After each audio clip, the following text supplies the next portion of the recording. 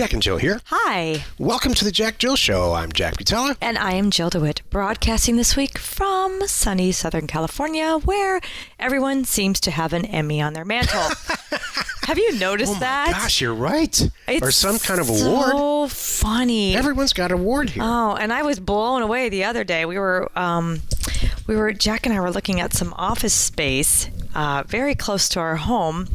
And it's in an interesting environment where you have lots of different sizes of office space. And it looked like we were up on a deck overlooking the ocean view because, of course, this office space happens to have an ocean view and beautiful deck. It's just gorgeous. And I look behind me, and it's clearly someone's private office.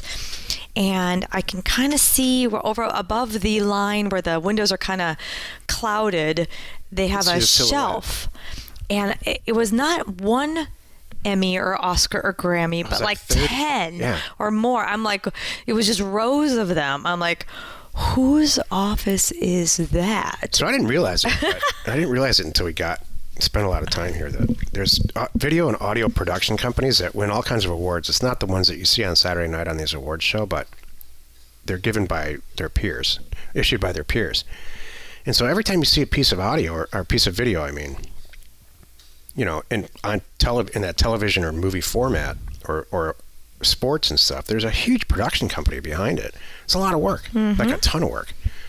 And people get awards for that. It's cool. Exactly. We all sit around and think about actors and directors and stuff, but there's so much other stuff going on. That's really what I was talking about, actors and directors, because there's a lot of that too. You know what I noticed about that office? I noticed about that office is that the lights were turned off and everything was locked. And nobody's there. Yeah. It's just a place to store their stuff. I was an auditor a long time ago. Not a tax auditor, but an accounting auditor. And we used to go into these huge manufacturing buildings and facilities in the Midwest and audit their financial statements, and the owner was never there. There's always you can picture an industrial building that's a mess, right? And then there's a little office over there. It's all decorated. His wife's decorated, and there's just never there. I want a company just like I do that. Too. That's what I mean. It's like it's as if to say, I got something better to do today. Yeah, you guys got this, you guys right? Figure it out. Wow. How do you get that? It's just an empty office sitting with a bunch of papers on it. Right. 2 weeks of mail unopened. Exactly. Because it's not worth his time. Back then, there was an older woman that probably was just really running the company. Right. Which started out as his quote-unquote secretary, which you can't say anymore. Right. Assistant. Right. She's probably ordering everything and making decisions and probably selling. She's probably running the whole thing. Well, how many times I love those stories, by the way. We all know, we've read stories along those lines where they started as a secretary back in the day, and they are now the CEO. The CEO of Coca-Cola started in the mailroom. Thank you. He did not speak English when he got the job. Seriously? Yeah. He's the CEO of Coca-Cola. Thank you. That's what I'm talking about. Which I think makes a lot of sense for the record, because actual Coca-Cola itself, America's not the largest customer. Mm-hmm. The rest of the world is it South America? Yeah, that's what I would think. I mean, I don't know exactly what the numbers rank like, but I would say South America. People out of this country drink like a lot. Brazil and those countries. I would think so. Very cool. Where's my Emmy, Jill? Oh, it's coming. I don't want an Emmy. I have no interest in an award. I have no interest in ever going to an award ceremony. You're looking at me like I'm nuts. It's okay. You want an award? No, I don't need an award. Yeah. No, I really don't. I don't need an award. I don't want an award. Thank you, though. I appreciate that. Crack me up. She just kicked me under the table. I don't. I'm totally being serious. That's not my thing. No, you know what I want? I want to know that I help people, and that's what we're doing. So all I want is what I get, and I want more of it, which is, oh my gosh, you changed my life. Thank you. That's it. That's Jill what and I want. got a gift basket recently. That we have. I'm gonna take some pictures of it. It's on our kitchen table, on our kitchen counter. Mm-hmm. It's a piece of art. I know. I don't even want to touch it. I don't want to open it either. I know, it's perfect. We need to. I'm going to take some pictures of it, and we got to celebrate that, because they put a lot of thought into that. The ribbon even has. Who sent that to us? Merit. That's it. Yeah. Hey, thank you. Seriously. Thank you, Merritt. That was and a family. really nice gesture. It was And awesome. the note that was with it was, you guys are changing our life and changing people's lives. Jill and I'm going to brag for a second, go along the lines of helping people. Probably once, maybe twice a week, we get a heartfelt, usually from a member, sometimes it's somebody that came over from somebody else's group, just thanking us. And that's why I do this. I don't care about Emmys or Grammys or any of that crap.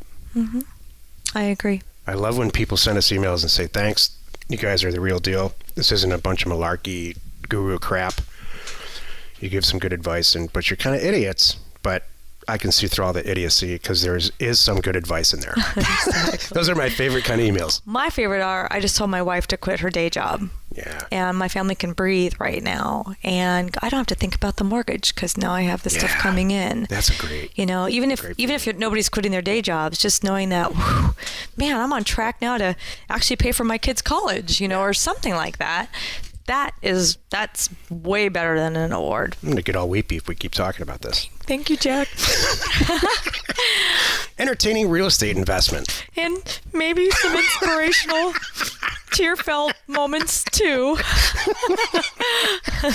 Today, Jill and I talk about the essential real estate investor tools that you might need and probably some stuff you should just forget about.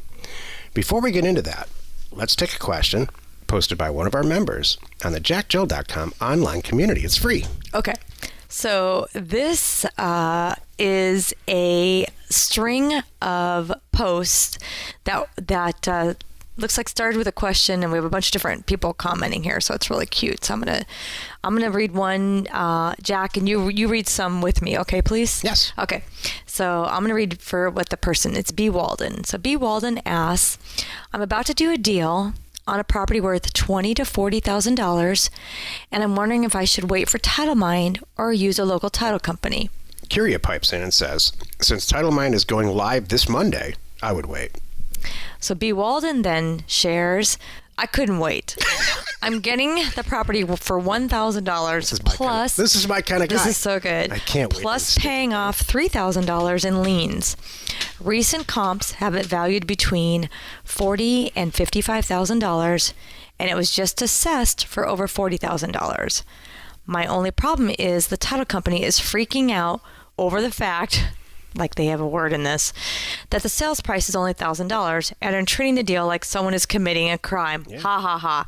Can't wait for Title Mine already. Yep. And Milan pipes in at the end here. I would close the deal on your own. Why bother with the title company? They kill the deals and by letting you, the seller, wait forever.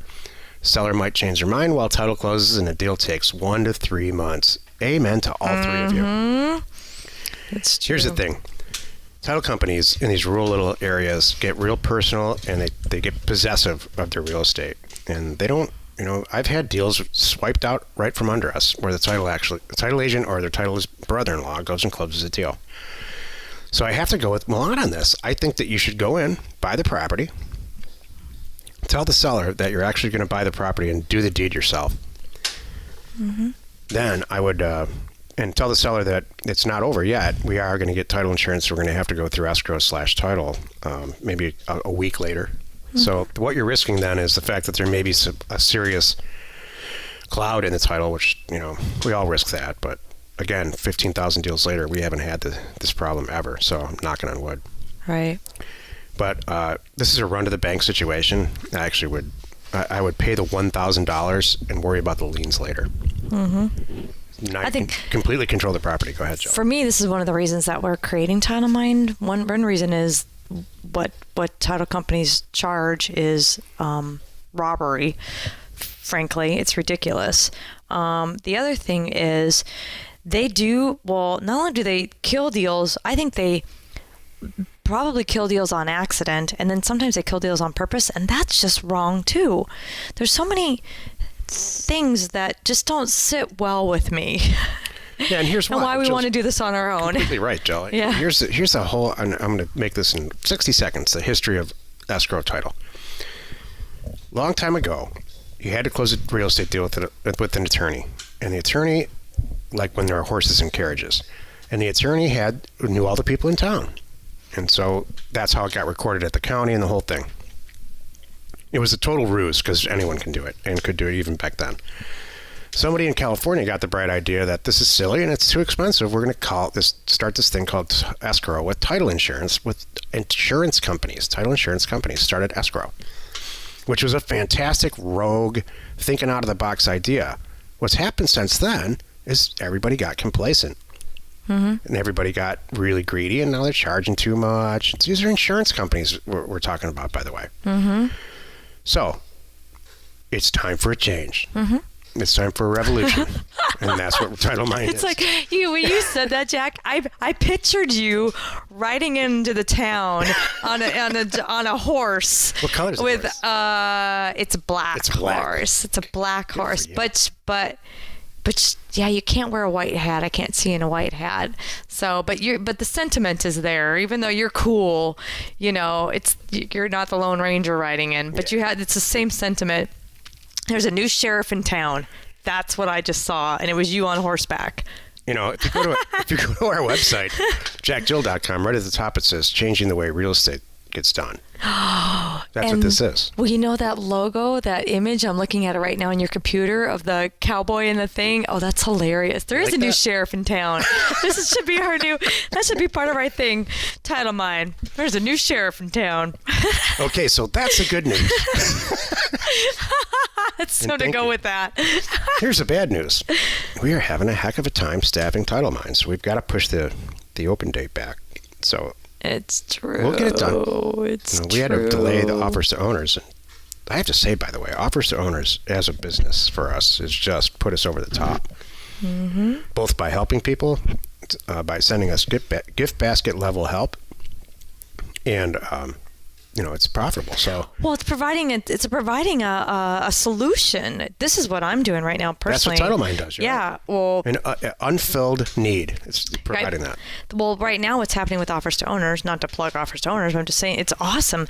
There's so many people out in the real estate community that are not necessarily do exactly what we do, but they do need the data.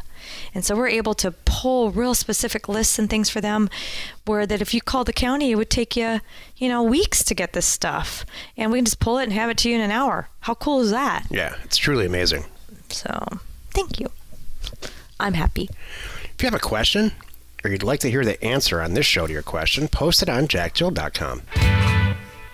Today's topic, the essential real estate tools that you need.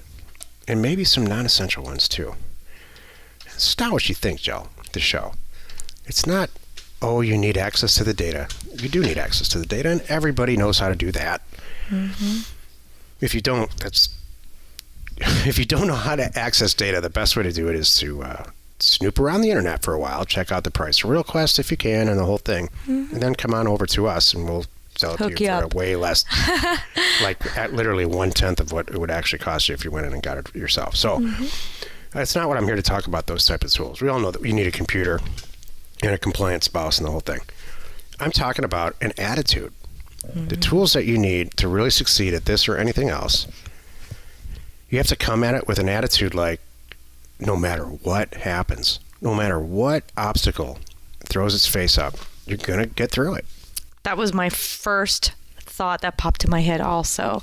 You have to say, I'm going to make this work, period. Yeah. And I'm not going to take no for an answer. Whatever it is, whatever problem comes up, I'm solving it.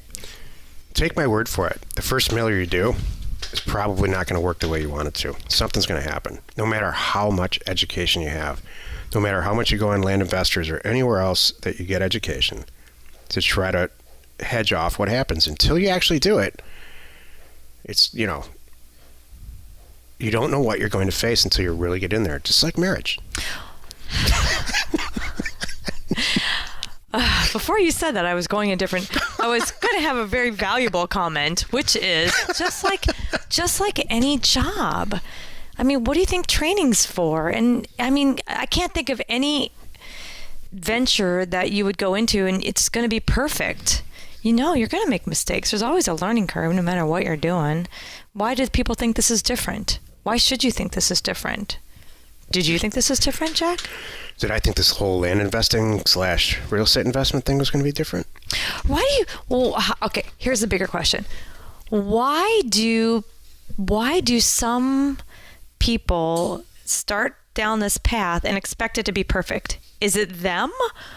Is it their innate thinking, or did we?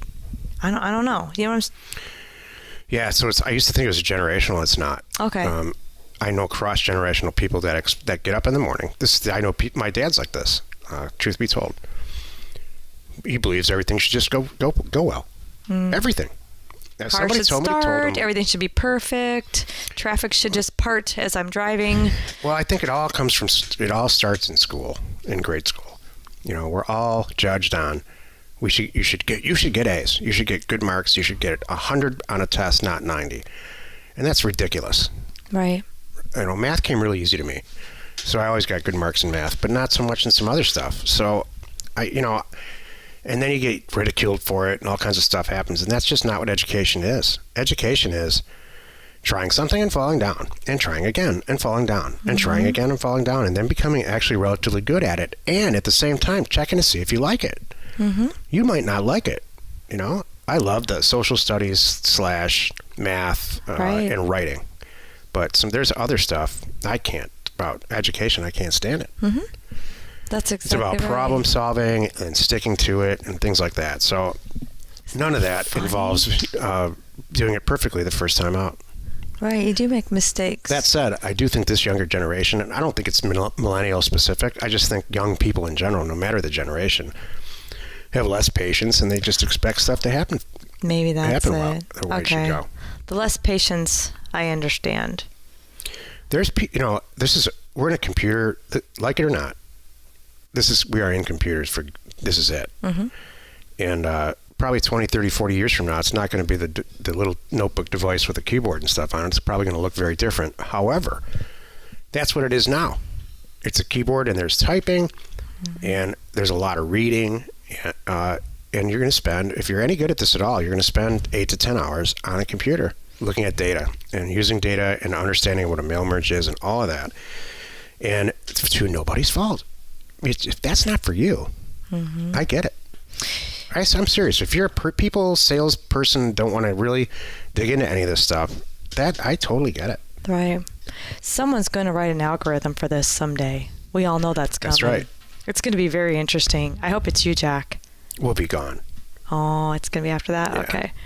Could you imagine to really have an algorithm that is to see a downturn coming and be able to know when it's going to be, so you can A, plan your life, personally, and then B, think about acquisitions professionally? Wow. Absolutely. So think about where the stock market is now. The vast majority of its trading is high velocity trading by computers based on the performance of a stock and what it's done in an algorithm, right? Like the weather that day or what's gone on in South Africa that day, for sake of argument. So, companies like Zillow and Trulia, and anywhere you see a house value on a computer like Redfin, that's an algorithm. So theoretically, you could use that algorithm and drop it by 20% in most cases, or some number. You could write an algorithm on top of that algorithm to price the thing for you. Brilliant. This is the crap I sit around and think about. That's brilliant. I'm and try not to involve you in. Respectfully. Well, what? But you know what? Dude, this makes me want to kiss you. This is good stuff. Yeah. I didn't know that. It's making me all warm inside. I thought that buying you flowers and taking you out on the boat and stuff I would rather do that. They both are good. It's great. So what other, I'm trying to think, confidence. Yeah. Go ahead. That's your area now. And it can't teach that. An essential real estate investor tool. Can you, you just brought up a good point. Thank you, Jack. An essential real estate investor tool is confidence. And sometimes if you act like you know what you're doing, you sound like you know what you're doing, but you're kind of winging it, that's okay. That's a good thing. That's a short-term fix to getting yourself out of it. This is just my opinion. Okay. I've heard you say this before, actually, for years. And I believe that there's a huge value to that. But I think that short term, not long term. You better cut it out real quick, because you better then get yourself out of that environment and then go find out the answer. Because We're saying the same thing. Okay. Yeah. I only mean that. Well, here's what I'm saying. Say you're brand new and you're a brand new investor and you're talking to a lot of sellers and you're not sure you sound good. Create a nice script, get comfortable with it, practice it, get your tone down so you do sound confident and knowledgeable. And you know what? After 10 of those phone calls, you are confident and knowledgeable. That's really what my point is. But when you're starting out, maybe you're not that confident. Maybe you're not so sure. What? It's funny that you say that because really recently, 6 months ago, I was doing something that had to do with, it was either the show, I think it was actually a piece of real estate. No, I was buying a piece of real estate.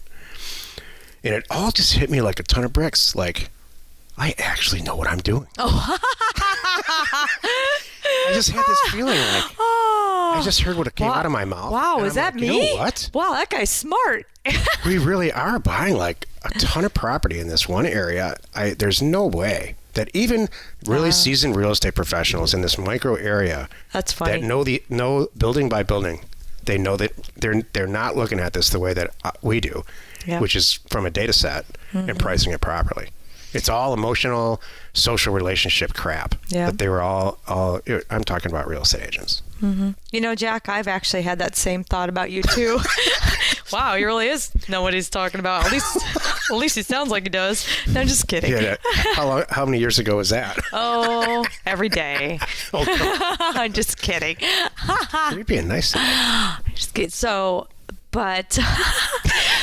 that's good. Well, I'm trying to think. I love your thinking. Where you, as always, whoever writes the topics, it's funny how the other person, we see it so differently. Right. So when you wrote this topic, I really looked at the tangible tools, not the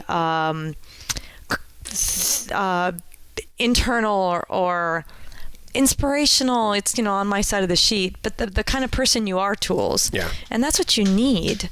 I'm trying to think, as a successful investor. This could apply to anything. If you want to be a lawyer and you're in law school, you're going to have this conversation with yourself. Sometimes it's subconscious, sometimes it's not. I want to be a lawyer who's going to prosecute people who are racist, let's say. Or I want to be a lawyer who's at the top of a corporate law firm. I want to make partner and I want to take the firm over. So when you're having these kind of conversations with yourself, I want to quit my job. I am so sick of this job, but I can't because I have a mortgage payment and 1,300 kids. But no, I don't. I'm going to get up at 1 o'clock in the morning every morning until I can turn a bunch of deals. That's a true story. We had a person on the show on our Thursday call like 3 or 4 weeks ago. That was it. So you have to have that. You want to talk about an essential investor tool? That's it. You have to have that conversation with yourself. And then you have to be able to dissect it, to take it a step further. You work it backwards. Yeah. And that was the conversation. Like, all right, so you want to be at this level. Let's see how long it's going to take you to get there. And that's where you jump in with your spreadsheets, which I think are fantastic. And that's how you explain it. Like, okay, you want to be churning this many deals a year. Okay, then that equates to this many deals a month. And that equates to this many deals a week, and you have to each deal has to yield this amount of money. Yeah. And by working it backwards like that, that's how you get there. It's the same conversation I have with our kids. When they say, I want to be, maybe we have one that wants to be an architect. So my thought is, all right, well, we need to get you with an architect, number one. Yep. I want you to spend some time with them, get it, see what they do on a whole day, and really make sure this is what you want to do. Because he's kind of social. And I don't know how much social goes on with architects. Maybe they spend a lot of time, by themselves in closed doors with a ruler, or now it's CAD. And a needle in their arm. Right, something. And so he needs to first get a feel for that. And then my number one thing is talk to the architect and work it backwards. Let the architect tell you how best to get here. Because every professional person can tell you, this was the good stuff, this is the bad stuff. Let me save you some time. Don't go to this school. I wish I would have done it this way. And I've talked to a lot of young people that they didn't even think to ask those questions. I'm like, you got to, come on. What was really important to you? Don't be silly. Did you have some version of this conversation with yourself? Or did you have a hope chest and just want to get married? You don't strike me as a I hope never chest had kind a of hope girl. chest. No, I never cut out pictures of wedding gowns and saved my grandmother's quilt for my children someday. Never did any of that. That's one of the reasons I adore you. No, I just wanted. You know what my number one goal growing up was? Just wanting to travel. Yeah. My parents did a really good job of getting us out there, and I love adventure, and for me that was travel, and I just loved going places and seeing people in other countries and meeting them and learning things, and getting on an airplane for me was a blast. That's what started the whole flying thing for me too. I love the butterflies in your stomach at takeoff and landing are the best thing on the planet for me. I love it. I know you break out in a cold sweat, maybe, or other people might break out in a cold sweat, but for me, I'm like, that's exciting time. I love turbulence too. Honestly, I don't. I just like getting It is kind of funny. around. It's like a roller coaster feeling. So that's really good. I mean, the conversation I had with myself, and it's the same one. It's the same one since I was 4. Is I want to be loaded. Oh, so not necessarily what kind of occupation, you just wanted that. I knew I didn't want to be a drug dealer. Well, I would like to, as a woman, I would like to ask you as a man, when you say loaded, I bet you have an exact dollar amount in your head. I do. Thank I you. have a dollar amount. Okay. We long have passed it. Oh, well, that's really seriously? Uh-huh. Even with today's inflation rates? Like, Yep. oh, well, that's good That's to what the Slant know. Academy business is all about. That's what this Jack Jill thing is, because we've long passed all of that. That's This is great. now, you know. What a great place to be. People, yeah. Wow. That's really awesome. So, good. Thank you, Now I just Jack. want to. We're going to institutionalize the whole thing. Well, you know what's nice about it now? When you reach whatever your milestone is, and when you can then be in the position where we are now, you're like, you have no fear, because there's no. If it doesn't work out, my life, it's my livelihood and my nothing's dependent on it. I can make crazy. Take crazy risks, if you will. Let's try this Land Academy thing. Let's see if we can help people. Oh my gosh, we can. Right. Yay. And if it didn't work out, we would say, okay, well, we tried. Let's That see was if 10 cool. people listen to the show. Oh, if 10 people like it, then maybe 20. do. Maybe. Well, that's another one. That's a good one. Let's do a podcast show. And I'm like, well, you want to do what?